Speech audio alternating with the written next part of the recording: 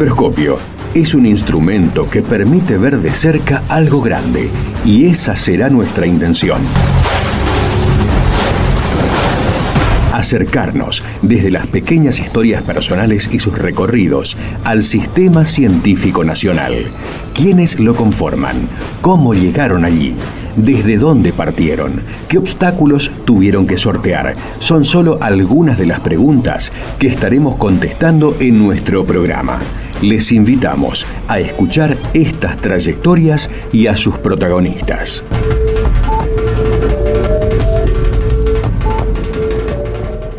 Buenas tardes, estamos aquí en Macroscopio en nuestro programa número 100. Hace 4 años no pensábamos que íbamos a llegar tan lejos, pero aquí estamos, con entrevistas a personal del Sistema Científico Nacional y de universidades nacionales, defendiendo la universidad y la ciencia pública, la educación pública, la ciencia soberana y digna. Un gusto para nosotros que nos escuchen y estar con ustedes. Hoy vamos a entrevistar a el profesor Federico Javier Jaimes. Federico es profesor en filosofía, es becario doctoral de CONICET, se especializa en filosofía del lenguaje y su tema son prejuicios sociales y sesgos discriminatorios en los sistemas de inteligencia artificial. Trabaja en el Instituto de Investigaciones Filosóficas, Instituto de Doble Dependencia, CONICET, Sociedad Argentina de Análisis Filosóficos en Capital Federal. Le damos la bienvenida y le agradecemos su tiempo en Macroscopio. ¿Cómo estás, Federico? Todo muy bien. Muchas gracias por la invitación. No, por favor. Gracias a vos por tu tiempo. Contame un poquito cómo fue que decidiste estudiar filosofía. Bueno, te comento. Yo inicialmente, de adolescente, así no conocía nada de filosofía más. La profesora que tuve en el secundario medio que no me terminaba de cerrar cómo daba las clases. ¿Y cuándo me pongo en contacto con la filosofía? Uh-huh. Yo, antes de entrar a la carrera, había empezado Derecho, ¿no? Y en el CBC tuve, tanto ciencias políticas como sociología, y ahí vimos un montón de filósofos. Uh-huh. Bueno, toda la parte en ciencias políticas, toda la parte de filosofía política con Platón, Aristóteles, Hobbes, Locke, Rousseau, todos los clásicos, digamos, de la filosofía política. Bueno, y en sociología Marx, Althusser y ese tipo de autores. Y bueno, me quedé ahí muy enganchado con eso, hice 1 año y medio de Derecho, ya vi rápidamente que no me gustaba para nada, y lo otro me encantaba, lo de filosofía, y bueno, después de un proceso así, no fue algo tan sencillo, pero bueno, fue un proceso así de pensarlo mucho, me cambié, y acá estoy, casi 15 años después, y sigo con esto. Obvio estudiaste en escuela, en universidad pública. Sí, soy recibido de la UBA. ¿Y tenés profesionales en la familia hay o sos el primero en acceder a la educación superior? No, en mi familia, ya están jubilados, pero mi papá es médico psiquiatra, uh-huh, y mi mamá psicóloga. Bien. Y también tengo tíos psicólogos, la parte mental está muy presente en mi familia, y muchísimos docentes, tanto recibidos universitariamente como en institutos superiores. ¿Cómo fue la carrera cuando te cambiaste ya y empezaste específicamente filosofía? ¿Cómo fue? ¿La fuiste llevando? ¿Te resultó, obviamente te gustaba, te interesó, te resultó fácil la cursada? ¿Lo hiciste en un tiempo prudencial, entre comillas, lo de prudencial? Digamos, siempre, no sé si decirlo así, pero siempre fui bastante estudioso, digamos. Yo diría que al principio quizás me costó un poco porque, era una cosa nueva, nuevas metodologías, nuevas temáticas que no conocía para nada. Hasta que, lentamente me fui metiendo y lo fui haciendo. La filosofía no es algo sencillo, obviamente no. Es complicado, digamos, pero lo fui llevando y, sinceramente, la disfruté un montón la carrera, me encantó. Y como te decía antes, por eso sigo acá después de tanto tiempo y ahora estoy feliz con esto. Bien. Qué bueno eso es lo mejor. ¿Cómo decidiste presentarte a CONICET en el transcurso de tu carrera? ¿Perfilaste para la investigación? ¿Cómo llegaste a ese lugar? En la carrera, más o menos en el 3er, 4 año, donde vos tenés los seminarios, ¿no? Como cursos especializados en ciertas temáticas. Hice 2 seminarios con la que ahora es mi directora de tesis, la doctora Leonora Rando. Y eran sobre temáticas, el primero era de filosofía de la ficción y el segundo sobre temáticas específicas de expresión del lenguaje. y bueno, así me fui metiendo en la temática. Bueno, después ella me invitó a su grupo de investigación y nada, me sumé ahí, hace el año ya va 3 años, en 2015. Y bueno, ahí me metí en todo lo que es investigación. Al principio medio que no entendía nada, estaba ahí casi sin hablar porque ya eran todos doctores, yo era así el más joven de todos, soy inexperto. Hasta que me fui más o menos entendiendo cómo es la cosa, ya con un poco más de lectura, agarré un base superior y bueno, me metí así con la investigación. ¿Cómo decidí presentarme a la beca? Bueno, ya con todo ese transcurso de varios años, digamos, en el grupo de investigación, en plena pandemia, en 2020, bueno, un poquito antes de todo el lockout y todo eso, salen como unas becas, digamos, que estaban en el marco de unidad distributora, como vos decías antes. Yo trabajo en el Instituto de Investigaciones Filosóficas, y ellos presentaron un proyecto sobre inteligencia artificial y filosofía. Y bueno, y ahí me salió la posibilidad de entrar con esa temática, y nada, me presenté a la beca, y bueno, en plena pandemia ahí la gané, y 2021, no sé si está un poco saliendo. Ya está. Y de ahí arranqué. Ahí arrancaste. ¿Por qué este tema? Porque vos en tu tema de investigación abrevás en la filosofía del lenguaje y específicamente en temas de inteligencia artificial. Sí, exactamente. Bueno, el origen, digamos, por una parte es un poco administrativo, porque justo el proyecto que hicieron en el Instituto de Investigaciones Filosóficas tiene que ver con inteligencia artificial, y bueno, participó todo mi grupo de investigación en la presentación, y bueno, yo después de esa presentación, como hice toda mi investigación sobre cómo el discurso de odio se mete en estos programas, ese tipo de cosas, y yo ya de antes conocía un poco la temática del discurso de odio, porque la trabajamos mucho, digamos, y los prejuicios no sociales en el tema, en el grupo de investigación, y bueno, como que relacioné las dos cosas, y así presenté con el proyecto en su momento, y ahora sigo investigando sobre eso. ¿De qué hablamos cuando hablamos de inteligencia artificial, Federico? Bueno, yo diría, no es todo un debate cómo definir inteligencia artificial, ¿no? Pero acá un poco sigo a Crawford, una autora muy conocida, que dice que es como un nombre así que, más que nada, se usa para referir a lo que se conoce como el aprendizaje automático o machine learning. Uh-huh. ¿Qué es esto? Un programa de computadora se entrena con ciertos datos, y este programa, bueno, de diferentes maneras, no de una forma modificada, hace ciertos procesos estadísticos y puede, digamos, llegar a output, y ahí surge un proceso estadístico, ¿no? Uh-huh. Y este entrenamiento puede irse reforzando y cada vez da mejores resultados. En ese sentido decimos que un programa es inteligente, ¿no? Uh-huh. En este proceso de aprendizaje cada vez da mejores resultados, y bueno, y es lo que hoy en día vemos con, bueno, los generadores de texto, los generadores de imágenes y todo ese tipo de cosas. ¿Y estos programas cómo funcionan? ¿Son absolutamente neutrales o dependen de...? Porque siempre hay un humano ahí que carga datos, que selecciona o que elige. Sí, exactamente. Digamos, las formas de entrenamiento son diversas y se pueden presentar, como vos decías, sesgos o un funcionamiento no neutral por diferentes motivos. Uh-huh. Uno, que es por ejemplo el que yo más analizo, que se llama el sesgo histórico, es cuando los datos que se cargan, ya acá dejando de lado los programadores o los encargados de la supervisión, ya conllevan ciertos prejuicios discriminatorios. Uh-huh. Y bueno, y hay un famoso dicho en la gente que hace programación de esto, que es: entra basura, sale basura. Entonces, uh-huh, si los datos ya son discriminatorios, los resultados que dan los programas ya van a estar, digamos, discriminatoriamente sesgados. Uh-huh. Y como vos decías, también otra forma bastante usual donde se mete todos estos sesgos, digamos, es cuando los encargados de la supervisión ya tienen ellos mismos unos sesgos determinados, y bueno, esto se termina metiendo dentro del funcionamiento del programa, digamos, ¿no? Uh-huh. Hacemos la primera pausa y seguimos en unos minutitos. Macroscopio, ciencia y tecnología. ¿Para quiénes?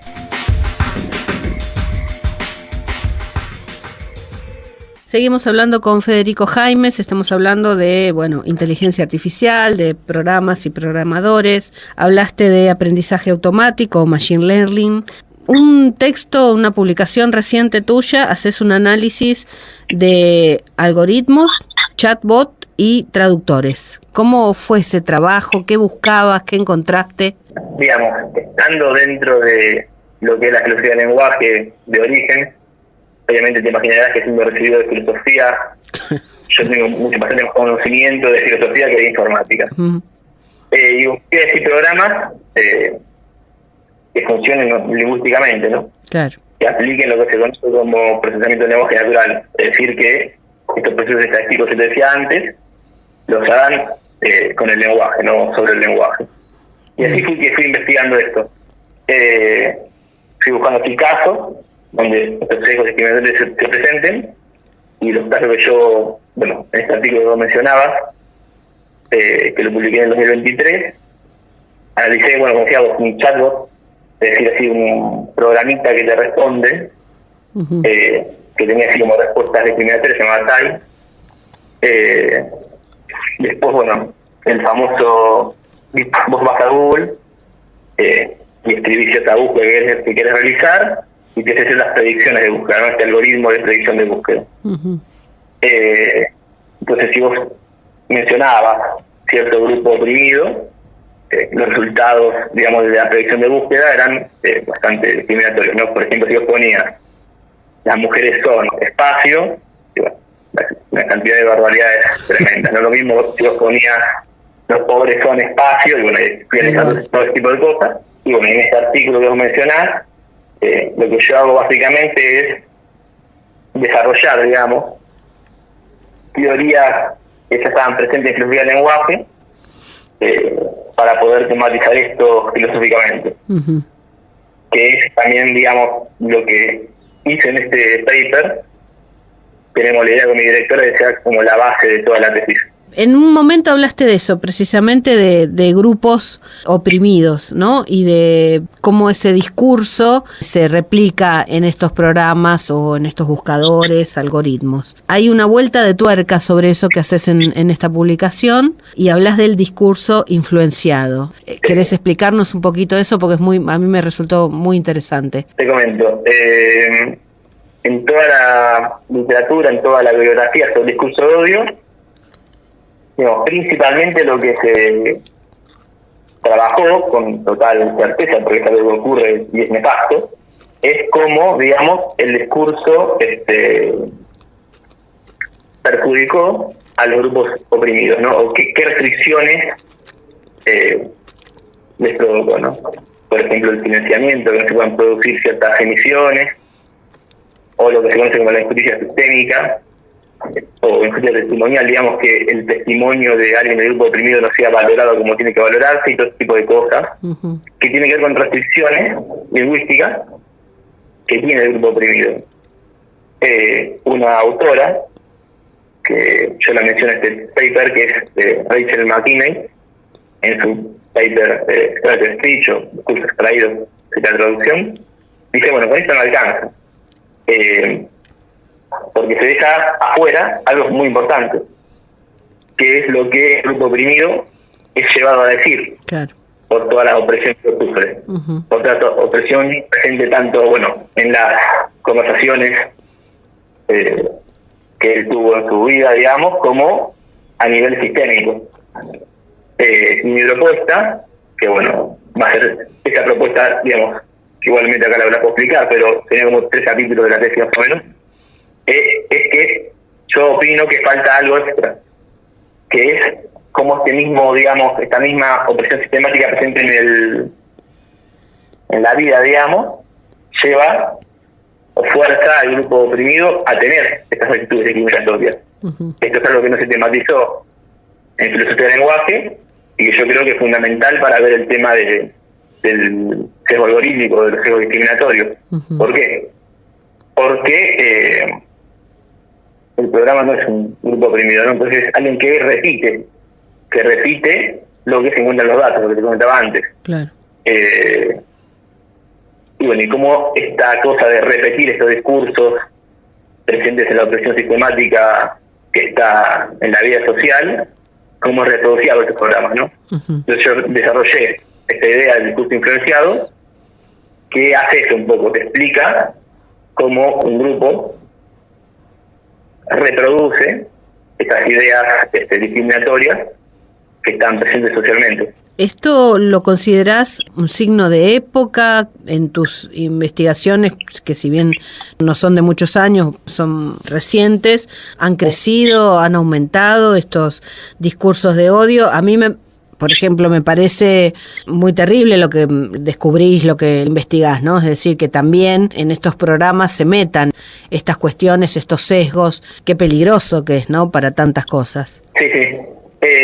Mira, yo opino lo siguiente, que tiene que ver un poco con algo que estuve trabajando este último tiempo, y bueno, que lo presenté, estuve hace poquito en un congreso en Santa Fe, y ahí hablé sobre esto. Yo creo que, digamos, el discurso de odio, no con esta terminología, ¿no? Sino siempre estuvo presente seguramente en todo momento, ¿no? Porque creo que aplica el típico razonamiento de lo diferente. Uh-huh. Digamos, en lo diferente como que genera cierto rechazo. Rechazo total. Pero ¿qué pasa? En estos tiempos actuales se están, digamos, apareciendo muchísimo más.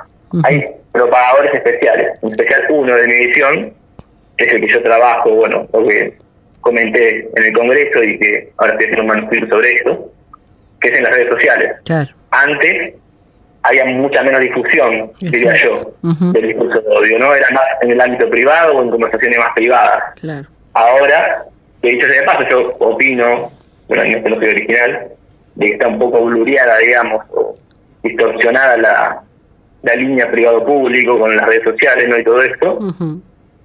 Se hace mucho más, digamos, se propaga mucho más, digamos, aparece mucho más, estamos mucho más en contacto con eso. Bueno, entramos a Twitter y vemos así una catarata de odio, de discurso de odio tremendo, uh-huh, o yo qué sé, Instagram, Facebook, TikTok, todo ese tipo de cosas, donde se propaga todo el discurso de odio y hace que sea mucho más notorio que en épocas pasadas, ¿no? Y eso yo creo que es la gran diferencia, uh-huh, la notoriedad que está teniendo ahora. En el tema de algoritmos, por ejemplo, que vos mencionás que también tienen una carga, no solo de datos, sino una carga de sesgo, ¿cómo amplía esto, no? Porque como que le da más espacio y amplía esa posibilidad y esa cuestión de replicar y de repetir y de que siempre esté dando vueltas sobre el tema. Exactamente. Yo esto no lo trabajé tanto, pero digamos, los propios algoritmos que usa cualquier red social también tienen como metido esto y hace como que se replique todavía más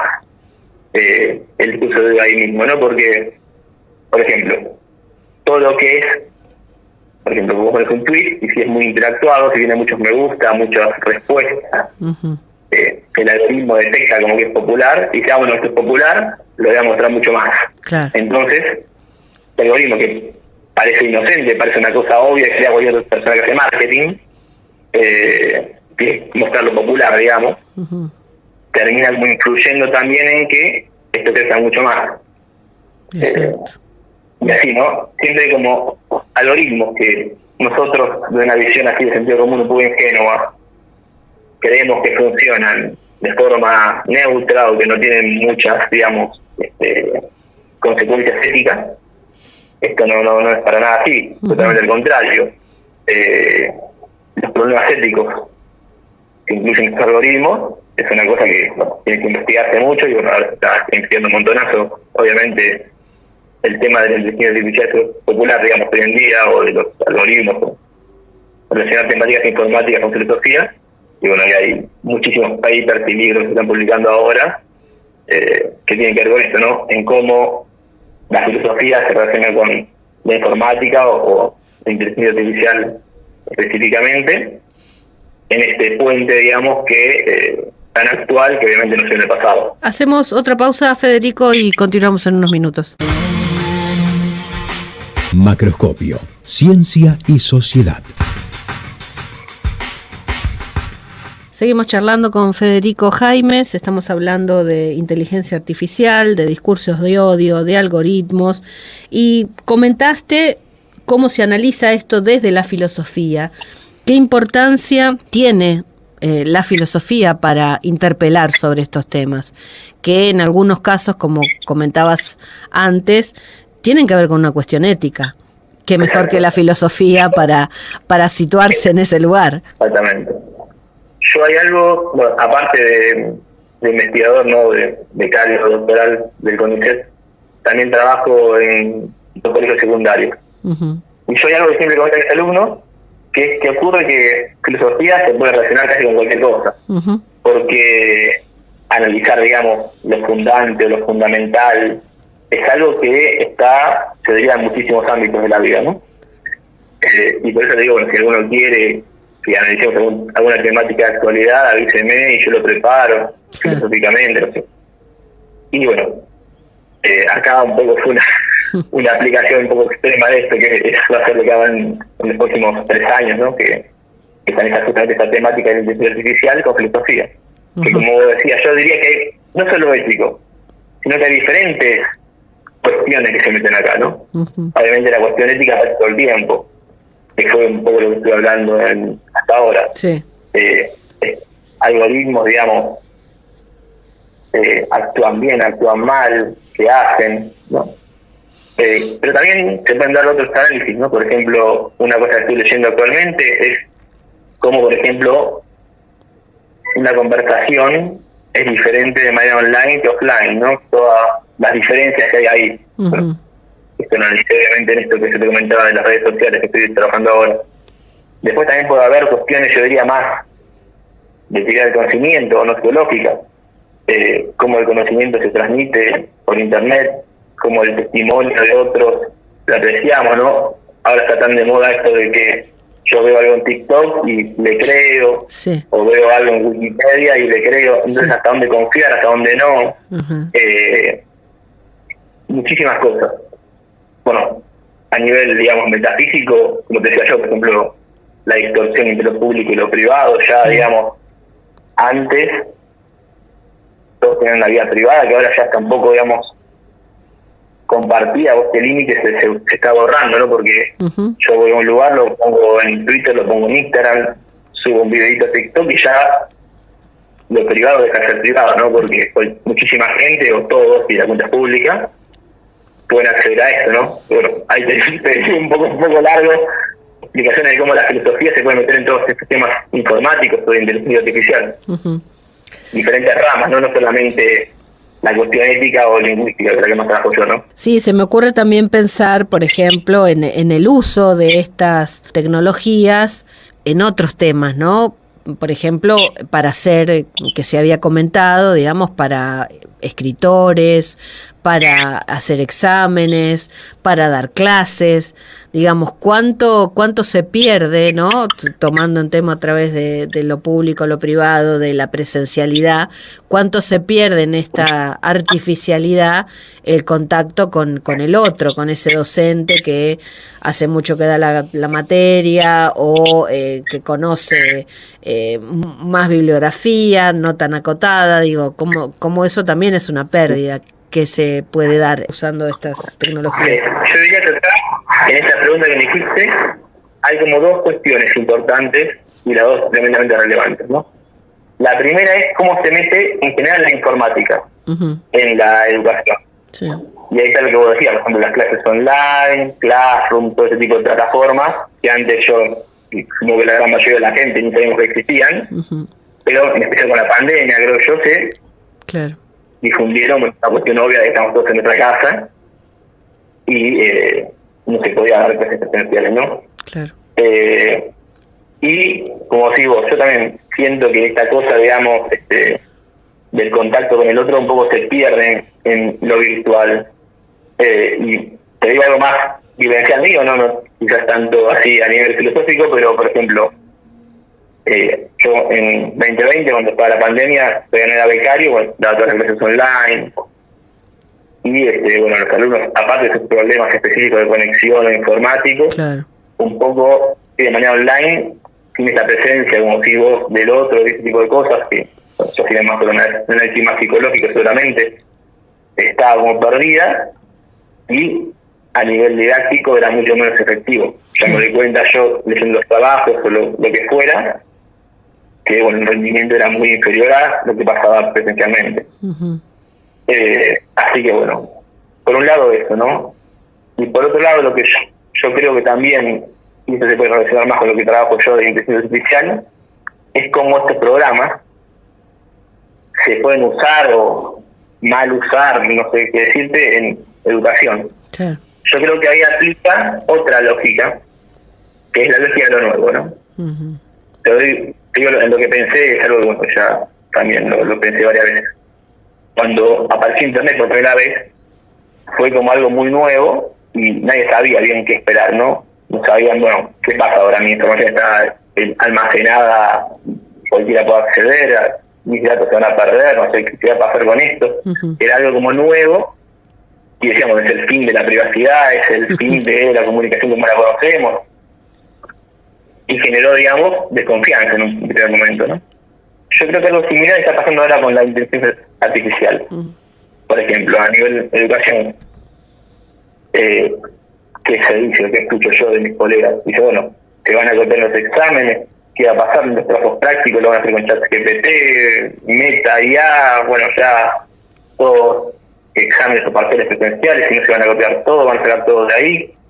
Y yo creo que en vez de esos miedos, lo que hay que entender es que esta es como una nueva realidad, donde estos programas están y hay que como adaptar todo, en este caso lo educativo, a eso. Uh-huh. Nuevas maneras que nosotros tenemos que aprender cómo, digamos, trabajar con ellas. Y bueno, todo un proceso, ¿no?, que yo también lo estoy haciendo, como que cualquier educador o persona ligada a enseñar o aprender lidia con esto, ¿no? ¿Qué aporta la inteligencia artificial y qué se pierde, si es que algo se pierde en este proceso? Está muy buena la pregunta, y me recuerda algo que es, bueno, también esto no es original mío, lo vi en algún paper escrito, algo que decía Platón, que era su crítica a la escritura. ¿Qué decía Platón? Que bueno, en su época se inició la escritura y se estaba perdiendo algo, que era la memoria, ¿no? Antes recordábamos más cosas y con la escritura lo podíamos registrar, digamos, en tinta y papel, y la memoria eso no aplicaba, ¿no? Entonces su miedo, su crítica a la escritura, bueno, te va a perder la memoria, ¿qué va a pasar con esto? Lo mental va a ser diferente, no con estos términos obviamente, ¿no? Uh-huh. Entonces tenés como ganancias y pérdidas en todo nueva cosa tecnológica, ¿no? Y creo que lo mismo aplica acá. Tenés pérdidas, por ejemplo, como decía vos antes, yo qué sé, ahora quizás muchas cosas siguen siendo así online o por una videollamada o lo que sea, y se pierde un poco, por ejemplo, la cosa presencial que, desde mi experiencia vivencial, siento que ayuda al aprendizaje, ¿no? Pero se ganan un montón de cosas. Por ejemplo, yo también veía en Twitter, en la época de la pandemia, hay muchísima gente que, por ejemplo, vivía lejos de la facultad, creo que en Pilar, bueno, en el caso de la UBA, ¿no?, que antes tenía muchas dificultades para ir, o les llevaba mucho tiempo, ahora con 2-3 clics ya estaba en la clase. Y entonces ese tiempo, por ejemplo, que perdía 1 hora y media o 2 del viaje, ya con la videollamada o la clase por Zoom o, bueno, Meet o cualquier programa así de videollamada grupal, como que tuvo muchos beneficios, ¿no? Uh-huh. Entonces es como te decía antes un poco, adaptarse a lo nuevo, a algo que ya va a estar establecido en estos nuevos tiempos, y que da muchísimas oportunidades en mi visión, ¿no? Hacemos la última pausa, Federico, y volvemos en unos minutos. Macroscopio, lunes de 18 a 19. Conduce Sandra Nicosia. Continuamos hablando con Federico Jaimes, hablamos de inteligencia artificial, de lo nuevo, lo que se gana, lo que se pierde. Una reflexión personal, seguramente a los que somos más viejitos nos va a costar un poco más, o quizás no podamos adaptarnos a estas nuevas prácticas y formas de comunicación. Sí, sí, sí. Ay, perdón. Eso te decía, ¿no? Que quizás a los que va a ser diferente, digamos, nuestra experiencia de años con la que los chicos que ya nacen con esto instalado, ¿no? Eso es una cuestión. Y ahora otra, que esto es más una pregunta con respecto a la inteligencia artificial. ¿Crees que vamos a terminar sin pensar, que vamos a dejar de pensar y que vamos a hacer que todas las máquinas nos suplanten como en esas viejas películas de ciencia ficción? Vamos paso a paso, si querés. Sí. Lo primero, lo de la gente más grande que capaz le cuesta. Yo en esto, bueno, creo que tiene que ver un poco con lo que el tiempo que vivió cada uno, ¿no? Por ejemplo, ahora se dice que los centennials o los que nacieron después del 2000 o un poco antes son como nativos digitales, ¿no? Ya nacieron con la computadora, con el celular, ya andan con esa nueva realidad, ¿no? Yo tengo 35 años, yo no nací con una computadora, pero siempre, bueno, caigo en un cliché tremendo, fue el típico nerd. Una vez que tuve la computadora, salía más de ahí, estaba todo el día con la computadora. Así que no soy un nativo digital, pero casi. Me adapté más fácil. Y tiene que ver con esto, de qué tan en contacto tuvimos con las nuevas tecnologías. Sí.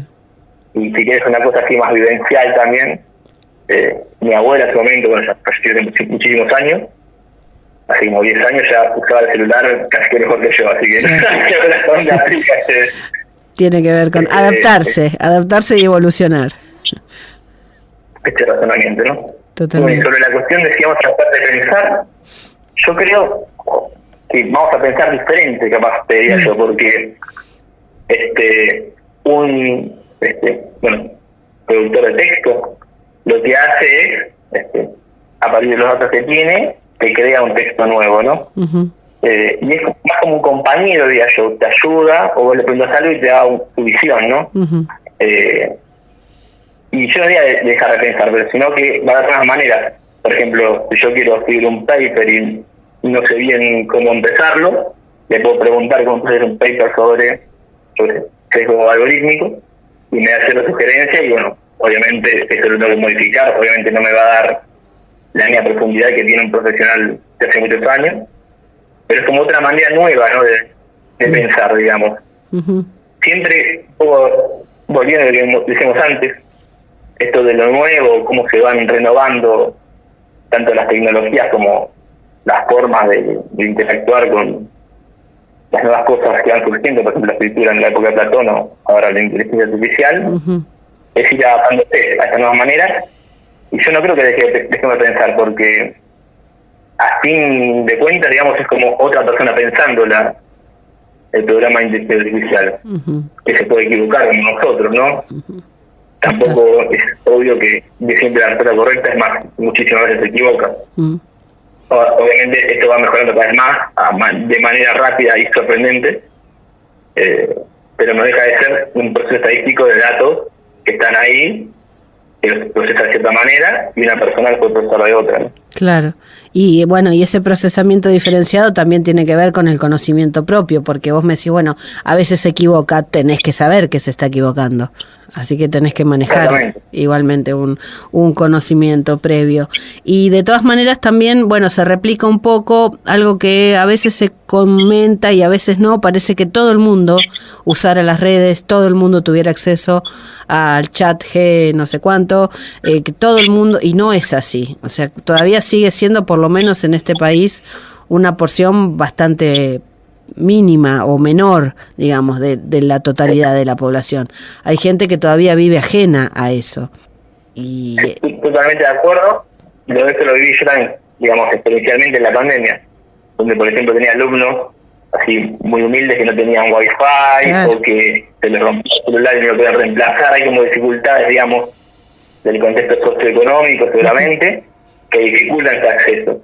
Uh-huh. Y más en nuestro país, ¿no? Claro. Donde, digamos, la pobreza está tan presente. Sí, porque eso me lleva a pensar en otras cosas que, si bien son muy recientes, ya hay estudios sobre uso de redes, de inteligencia artificial, y se toma esa muestra como si fuera una totalidad que no es tal. Entonces, bueno, siempre, si uno lo tiene en cuenta y lo considera, me parece válido, pero si confunde la parte por el todo, me parece que esos resultados no van a ser categóricos, ¿no?